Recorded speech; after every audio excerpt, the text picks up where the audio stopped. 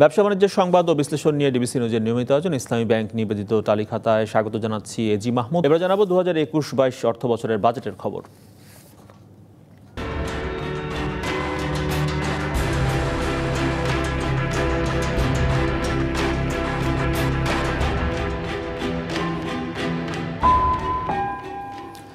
উন্নয়ন বাজেটের 4 ভাগের 1 ভাগই খরচ হচ্ছে 10টি বড় প্রকল্পে। পরিকল্পনা মন্ত্রী বলছেন, মহামারীর মধ্যে বড় প্রকল্পের বাস্তবায়ন জাতিকে উজ্জীবিত করবে। তবে বিশ্লেষকরা মনে করেন, মেগা প্রকল্পগুলোর ক্ষেত্রে অর্থের বরাদ্দ নয়, বরং বাস্তবায়নের অদক্ষতাই বড় বাধা। তাই বাজেটে বরাদ্দের চেয়ে জবাবদিহিতার বিষয়ে বেশি গুরুত্ব দেওয়ার তাগিদ দিয়েছেন তারা। রাজধানীর উত্তরার দিয়াবাড়িতে হুইসেল বাজছে দেশের প্রথম মেট্রো রেলের। গেল এপ্রিল পর্যন্ত এ প্রকল্পের সার্বিক অগ্রগতি হয়েছে ৬২%। এরই মধ্যে গেল ডিসেম্বরে 2 পাড়ের সংযোগ ঘটেছে স্বপ্নের পদ্মা সেতুর। মূল সেতুর বাস্তবায়ন হয়েছে প্রায় 93.5%। দৃশ্যমান হয়েছে পাবনার রূপপুরে দেশের প্রথম পারমাণবিক বিদ্যুৎ কেন্দ্র। পরিকল্পনা মন্ত্রী মনে করেন, এসব প্রকল্পের অগ্রগতি দেশবাসীকে উজ্জীবিত করে। যে মেগা প্রকল্পগুলো আমাদেরকে উজ্জীবিত করেছে সারা জাতিকে, পদ্মা সেতু, কারণ এটা এখন লাস্ট লেগ। আর দু একটা এরকম ক্রিটিক্যাল পর্যায়ে আছে, বিশেষ করে ঢাকা মেট্রো রেল, সেটাকে যে টাকা লাগবে এখন শেষ করার জন্য এখানে আমরা কোনো ঘাটতি করব না। এই বাজেটে তারা যা চাইবে আমার ধারণা তাই দেওয়া হবে। আর এ কারণেই আসছে বাজেটে একক প্রকল্প হিসেবে সর্বোচ্চ প্রায় 18,500 কোটি টাকা বরাদ্দ পাচ্ছে রূপপুর পারমাণবিক বিদ্যুৎ কেন্দ্র। বরাদ্দে গুরুত্ব পাচ্ছে মাতারবাড়ি, পদ্মা সেতু, মেট্রো রেলের মতো মেগা প্রকল্প। বাস্তবায়ন অগ্রগতি আছে এমন 10টি প্রকল্পেই যাচ্ছে উন্নয়ন বাজেটের প্রায় 25% টাকা, যা একই সাথে মোট বাজেটের প্রায় 10%। বিশ্লেষকরা মনে করেন, বড় প্রকল্প বাস্তবায়নে টাকা নয়, বরং অব্যবস্থাপনাই বড় বাধা। প্রকল্প চলাকালীন ব্যয় বেড়ে যাচ্ছে 2 গুণ, 3 গুণ, 4 গুণ অনেক প্রকল্প। তো সেখানে বাস্তবায়নগত একটা দক্ষতার প্রশ্ন চলে আসছে, এবং অতিরিক্ত খরচ বা অপচয় এটা যদি বন্ধ করতে না পারে, তাহলে কিন্তু এই ফিসকাল বার্ডেনটা খুব কঠিনভাবে সেটা আঘাত করবে। মেগা প্রজেক্টগুলিকে আমরা বলবো ট্রান্সফরমেশনাল প্রজেক্ট। সেগুলিকে দ্রুত গতিতে শেষ করার একটা সাপোর্ট যেন এখানে একটা থাকে। শুধু বাজেট বরাদ্দ না, সাথে সাথে যেন দিক নির্দেশনাও থাকে, যে দিনের বেলা যেমন কাজ হবে, রাতের বেলাও কাজ করতে হবে। করোনা সংকটের মধ্যেই দেয়া বড় অঙ্কের বরাদ্দের টাকা ঠিকঠাক ব্যয় হচ্ছে কিনা তার জবাবদিহিতা আগে নিশ্চিত করার তাগিদ দিলেন বিশ্লেষকরা। পিডি পাওয়া যায় না, এক পিডি 4 প্রজেক্ট মেনটেন করে, নন টেকনিক্যাল লোক এসে পিডি হয়ে যায়। মোস্তফা মাহবুব, ডিবিসি নিউজ, ঢাকা। আসন্ন বাজেটে মাঝারি এবং ক্ষুদ্র ব্যবসা খাতে বিশেষ সুবিধা এবং কর্পোরেট ট্যাক্স কমানোর দাবি চট্টগ্রামের ব্যবসায়ীদের। রাজস্ব আদায় ব্যবসায়ীদের হয়রানি বন্ধ, করোনায় স্থবির হয়ে যাওয়া অর্থনীতিকে সচল করতে ব্যক্তি পর্যায়ে করমুক্ত আয়ের সীমা বাড়ানোর আহ্বান জানিয়েছেন তারা। বিশেষ প্রণোদনা না পেলে বন্দর কেন্দ্রিক অর্থনীতি ভয়াবহ আকার ধারণ করার আশঙ্কা চট্টগ্রামের ব্যবসায়ীদের। করোনায় স্থবির হয়ে পড়েছে দেশের শিল্প বাণিজ্য থেকে শুরু করে মুদি দোকানে পর্যন্ত। হাজার কোটি টাকার অর্থনীতি এখন চ্যালেঞ্জের মুখে। মহামারীতে নাজুক অর্থনীতির অবস্থার মধ্যেই ঘোষণা হতে যাওয়া বাজেটে ভ্যাট প্রত্যাহার, কর কমানোর কথাই বলছেন উদ্যোক্তারা।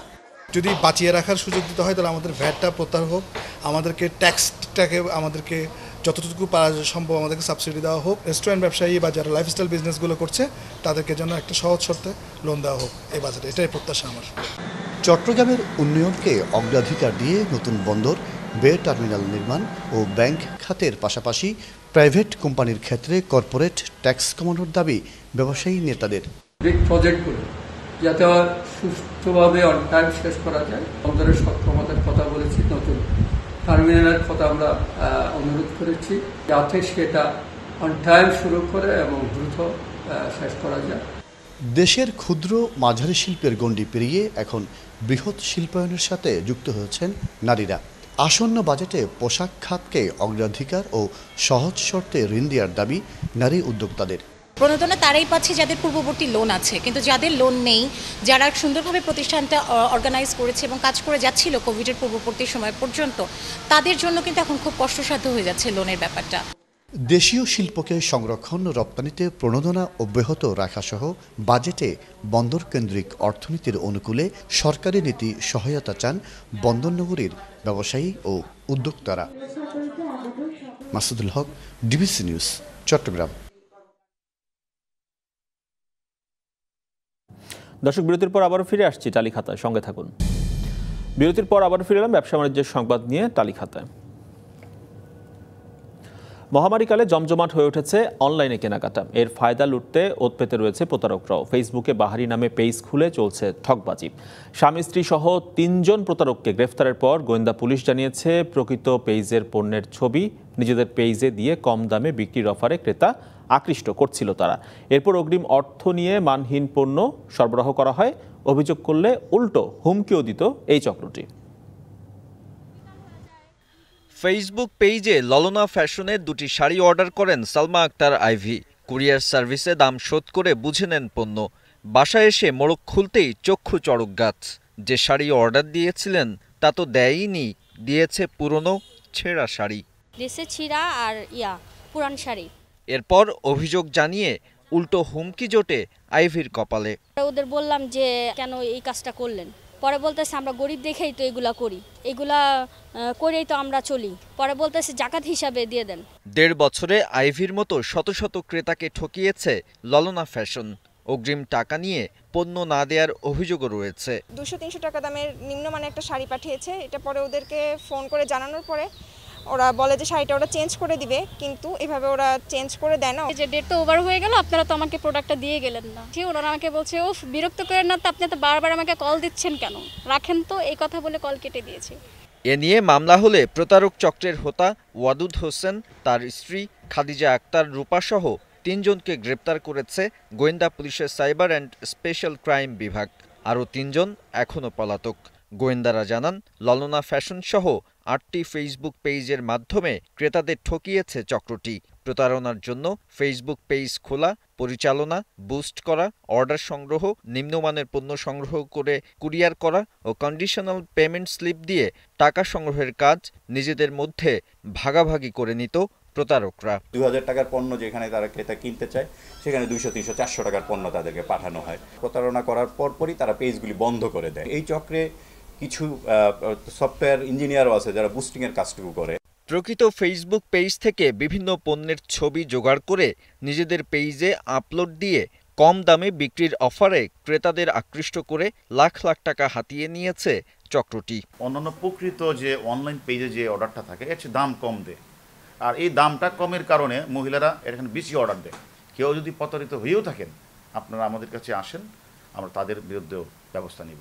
অনলাইন শপিংয়ে প্রতারণা থেকে বাঁচতে ই-ক্যাব অনুমোদিত প্রতিষ্ঠান থেকে কেনাকাটার পরামর্শ দিয়েছে ই-কমার্স ব্যবসায়ীদের শীর্ষ সংগঠনটি। কোনো কমপ্লেন আসলে সেগুলো নিয়ে আমরা মিটিং করি, বসি, তাদেরকে ওয়ার্নিং লেটার দিই। এই ক্ষেত্রে মোটামুটি একটা প্রতারিত হবে না এই ধরনের সম্ভাবনা থাকে। কিন্তু এর বাইরে যে কোম্পানিগুলো থাকে সেগুলোর বিষয়ে আমাদের অ্যাসোসিয়েশন আসলে কিছু করার থাকে না।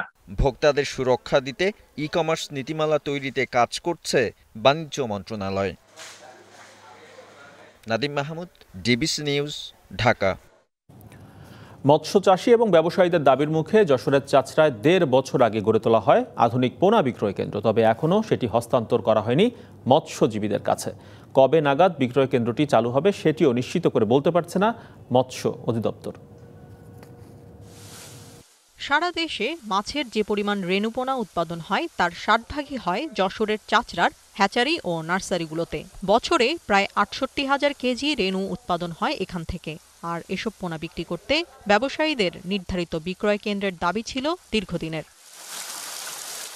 মাছ চাষি ও ব্যবসায়ীদের দাবি অনুযায়ী মাছের রেণুপোনা বিক্রি করতে চাচড়া এলাকায় প্রায় 34 কোটি টাকা ব্যয়ে আধুনিক মানের পোনা বিক্রয় কেন্দ্র নির্মাণ করে মৎস্য অধিদপ্তর। 2019 সালের ডিসেম্বরে বিক্রয় কেন্দ্রটির নির্মাণ কাজ শেষ হলেও আজও তা চালু হয়নি। আর তাই মহাসড়কের পাশে খোলা স্থানেই জীবনের ঝুঁকি নিয়ে মাছের পোনা বিক্রি করতে হয় মাছ চাষিদের। তার পাশে এটা মনে করেন গাড়ি ঘোড়া চলাচল করে, এতে তো মনে করেন আমাদের বিপজ্জনক। এই সেন্টারটা এমন পরিকল্পিতভাবে গড়ে উঠেছে যে এই সেন্টারে মাছ বিক্রি করার অযোগ্য।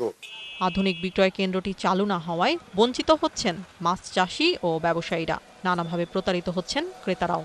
5,000 থেকে 10,000 মানুষের সমাগম ঘটানোর ইচ্ছা ছিল আমাদের। সেখানে যদি 100 লোকের সমাগম ঘটে, সেই সেল সেন্টার আমাদের কি কাজে লাগতে পারে? অচিরেই এই বিক্রয় কেন্দ্র পরিকল্পিতভাবে মাছ চাষির সাথে আলোচনা করে এটাকে আরেকটু এক্সটেনশন করে এটা চালু করার জন্য আমি জোর দাবি জানাচ্ছি। কোনো এক অদৃশ্য কারণে এখনো পর্যন্ত এই বিক্রয় কেন্দ্র আমাদের কাছে হস্তান্তর করা হয়নি। অবকাঠামোগত অনেক কিছু এখনো সেখানে বাকি রয়েছে।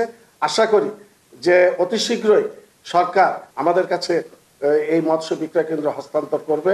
কবে নাগাদ মাছের পোনার আধুনিক বিক্রয় কেন্দ্রটি চালু করা সম্ভব হবে তা বলতে পারছেন না জেলা মৎস্য কর্মকর্তা। সমাপ্ত হয়ে যাওয়ার পরে আমরা আসলে এর ভিতরে মূল যে পরিচালনা নির্দেশিকা না পাওয়ার কারণে আমরা প্রকৃত সুফলভোগীদের মাঝে এই স্থাপনাটা আসলে হস্তান্তর করতে পারিনি। জেলার প্রায় 1.5 লাখ মানুষ সরাসরি মাছের রেণুপোনা উৎপাদনের সাথে জড়িত। বিক্রয় কেন্দ্রটি চালু হলে উপকৃত হবেন যশোর সহ দক্ষিণাঞ্চলের মাছ চাষি ও ব্যবসায়ীরা। DBC news desk. বিশ্বের সঙ্গে তাল মিলিয়ে এগিয়ে যাচ্ছে দেশের কৃষিখাত। শুধু আধুনিক যন্ত্রপাতিই নয়, এর সঙ্গে যুক্ত হচ্ছে নতুন নতুন অ্যাপস, যার মাধ্যমে যে কোনো জায়গায় বসেই মালিক তার কৃষি যন্ত্রের কার্যকারিতা সম্পর্কে সবকিছু জানতে পারবেন। এসিআই মোটরস কৃষিকে যান্ত্রিকভাবে আধুনিকায়ন করছে ফসল কাটার যন্ত্রে অ্যাপসের সংযোজন করে। প্রাকৃতিক দুর্যোগের দেশ বাংলাদেশ। ঝড়, বন্যা, জলোচ্ছ্বাসে সবচেয়ে বেশি ক্ষতিগ্রস্ত হন দেশের কৃষকরা। অনেক বছরই দেখা যায় ঘরে তোলার ঠিক আগ মুহূর্তে হঠাৎ বন্যায় তলিয়ে যায় মাঠের সব ধান। বিশেষ করে হাওর অঞ্চলে প্রতি বছরই এমন আশঙ্কায় থাকতে হয় কৃষকদের। আবার ধান কাটার সময় শ্রমিক সংকটে কৃষকদের বিপদে পড়ার ঘটনা বেড়েই চলেছে। সংকট কাটাতে সরকার জোর দিয়েছে আধুনিক কৃষিযন্ত্র ব্যবহারের উপর। এই উদ্যোগে এগিয়ে এসেছে বেশ কয়েকটি বেসরকারি প্রতিষ্ঠান। এখন অল্প সময়ে যন্ত্রের সাহায্যে একরের পর একর ধান, গম কাটা সম্ভব। সহজ হয়েছে ধানের চারা রোপণও। গেল কয়েক বছরে এসিআই মোটরসের ফসল কাটার যন্ত্র ইয়ানমার বেশ জনপ্রিয়তা পেয়েছে। এই যন্ত্রের সঙ্গে আবার স্মার্ট অ্যাসিস্ট রিমোট সিস্টেম নামে একটি অ্যাপস সংযোজন করা আছে, যার মাধ্যমে উদ্যোক্তা সহজেই বুঝতে পারেন কত সময়ে কতটুকু জমির ফসল কাটা হলো। সেই সঙ্গে 153 ধরনের যন্ত্রাংশে সমস্যা হলে সেটিও জানা যায় মুঠোফোনেই।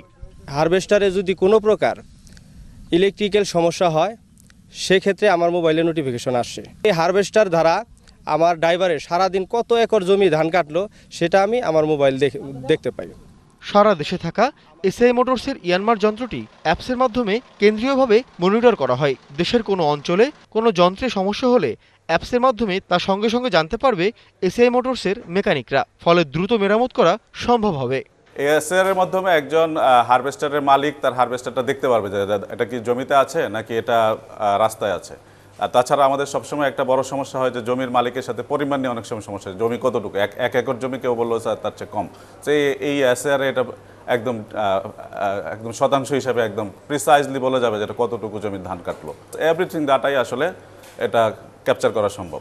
মেকানিকরা যখন ফিল্ডে যাচ্ছে তখন সার্ভিসটা আপনার ধরনের একটা মেন্টাল প্রিপারেশন নিয়ে দিয়ে যাচ্ছে যে এই হারভেস্টারে এই ধরনের ডাউনফল আছে বা এটা রেকটিফাই করতে হবে। সো সারা পৃথিবীতে এগ্রিকালচার মেশিনারি যেভাবে মনিটরিং হয়, এটা ডিজিটাল মনিটরিং।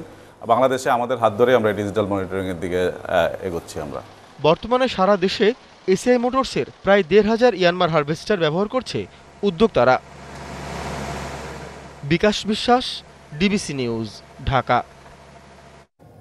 করোনা সংক্রমণ ঠেকাতে দ্বিতীয় দিনের মতো অর্ধেক যাত্রী নিয়ে চলছে দূরপাল্লার বাস, ট্রেন এবং লঞ্চ। ট্রেন এবং বাস সার্ভিসে স্বাস্থ্যবিধি মানা হলেও যাত্রীর সংখ্যা কম।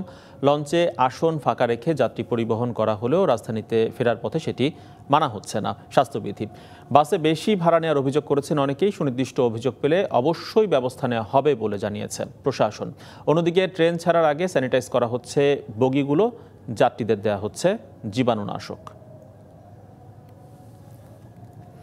বিশ্বের সব মানুষকে টিকার আওতায় আনতে $5,000 কোটি দরকার হবে, আর এই অর্থ বিনিয়োগ করলে লাভ হবে $9 লাখ কোটি।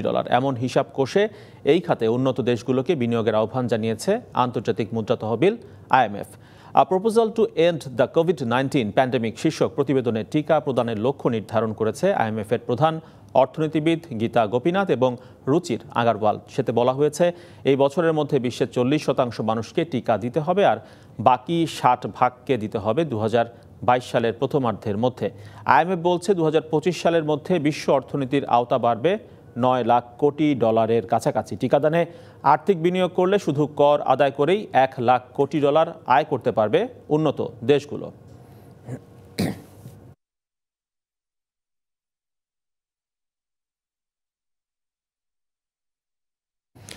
এবারে জানিয়ে দিচ্ছি ঢাকার পুঁজিবাজারের খবরাখবর। আজকে সপ্তাহের তৃতীয় কার্যদিবস মঙ্গলবার। দেখতে পাচ্ছি আজকে ইতিবাচক প্রবণতার মধ্য দিয়ে চলছে ঢাকার পুঁজিবাজার। 37 পয়েন্টের মতো যুক্ত হয়েছে এখনো পর্যন্ত, এবং সেই সঙ্গে ঢাকার পুঁজিবাজার এই মুহূর্তে অবস্থান করছে 5880 পয়েন্টে দেখতে পাচ্ছি। ডিএসসি এসজেটি সূচক সেখানে 2 পয়েন্টের কিছু বেশি পয়েন্ট যুক্ত হয়েছে, অবস্থান করছে 1000 খুব সম্ভবত 272 পয়েন্টে। ডিএসসি 30 যেটি বাছাই সূচক সেখানে 3 পয়েন্টের কিছু বেশি যুক্ত হয়েছে, অবস্থান করছে এই মুহূর্তে 2175 পয়েন্টে, এবং লেনদেন ছাড়িয়ে গেছে খুব সম্ভবত 1200 কোটি টাকারও বেশি, 1300 কোটি টাকারও বেশি শেয়ার এবং মিউচুয়াল ফান্ডের হাতবদল হয়েছে। দর বেড়েছে আজকে অধিকাংশ কোম্পানির দেখতে পাচ্ছি 161টি কোম্পানির শেয়ার এবং মিউচুয়াল ফান্ডের দর বেড়েছে, কমেছে 129টির, অপরিবর্তিত রয়েছে 70টি কোম্পানির শেয়ার এবং মিউচুয়াল ফান্ডের দর। দর্শক, টপ 20 তালিকা এক নজর দেখে নিচ্ছি এবারে। টপ 20 তালিকা বলছে বেক্সিমকো 87 টাকা 40 পয়সায় হাতবদল হচ্ছে ঢাকার পুঁজিবাজারে, গতকালকের চেয়ে খানিকটা দর কমেছে বাজারে। লঙ্কা বাংলা ফাইন্যান্সে দেখতে পাচ্ছি 36 টাকা 60 পয়সায় হাতবদল হচ্ছে, যেটি গতকালকের চেয়ে খানিকটা দর বেড়েছে।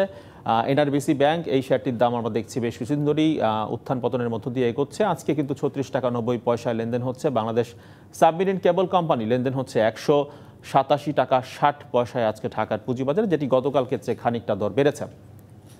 প্রাইম ব্যাংক দেখতে পাচ্ছি 25 টাকা 50 পয়সায় লেনদেন হচ্ছে, গতকালকের চেয়ে কিছু দাম বেড়েছে, এবং পায়োনিয়ার ইন্স্যুরেন্স যেটি সেটি লেনদেন হচ্ছে 124 টাকা 40 পয়সায় আজকে, গতকালকের চেয়ে বেশ খানিকটা কিন্তু দর বেড়েছে। আমরা বেশ কিছুদিন ধরে লক্ষ্য করছি শেয়ার বাজার মূলত আর্থিক খাতের উপর ভর করেই কিন্তু এগিয়ে যাচ্ছে। ব্যাংক এবং ইন্স্যুরেন্স কোম্পানির দর বৃদ্ধির উপর ভর করেই কিন্তু শেয়ার বাজার আমরা দেখছি যে 1000 কোটি টাকার বেশি বা 1500 কোটি টাকার বেশি লেনদেন হচ্ছে। দেখতে পাচ্ছি টপ 20 তালিকায় গ্রিন সেটি লেনদেন হচ্ছে আজকে 81 টাকা 20 পয়সায়, কেটিএল লেনদেন হচ্ছে 16 টাকায়, যেটি গতকালকের চেয়ে কিন্তু দর বেড়েছে আজকে। এবি ব্যাংক লেনদেন হচ্ছে 14 টাকা 30 পয়সায়। এই শেয়ারটির দরও আমরা দেখছি গেল 2 সপ্তাহ ধরে কিন্তু বেশ উত্থানের মধ্য দিয়ে এগোচ্ছে। গতকালকে 13 টাকা ছিল যেটি সবশেষ কার্যদিবসে, আজকে 14 টাকা 30 পয়সায় সেটি হাতবদল হচ্ছে ঢাকার পুঁজিবাজারে ঠিক এই মুহূর্তে। কনফিডেন্স সিমেন্ট সেটি 127 টাকা 50 পয়সায় লেনদেন হচ্ছে ঢাকার পুঁজিবাজারে, যেটি গতকালকের চেয়েও দর বেড়েছে। এছাড়া কনফিডেন্স সিমেন্ট রয়েছে তালিকায় 10 নম্বরে, 11 নম্বরে রয়েছে নর্দার্ন ইন্স্যুরেন্স, যেটি খানিক আগে বলছিলাম যে বিমা খাতের উপর ভর করে কিন্তু পুঁজিবাজার এগিয়ে যাচ্ছে। 55 টাকা 10 পয়সায় লেনদেন হচ্ছে ঢাকার পুঁজিবাজারে নর্দার্ন ইন্স্যুরেন্স আজকে এই মুহূর্তে। সাই পাওয়ার লেনদেন হচ্ছে 12 নম্বর থেকে 26 টাকা 30 পয়সা। দর্শক, এই ছিল ঢাকার পুঁজিবাজারের খবরাখবর আমার কাছে। এরই সঙ্গে শেষ করছি আজকের তালিকাটা। সঙ্গে থাকুন 24 ঘন্টা।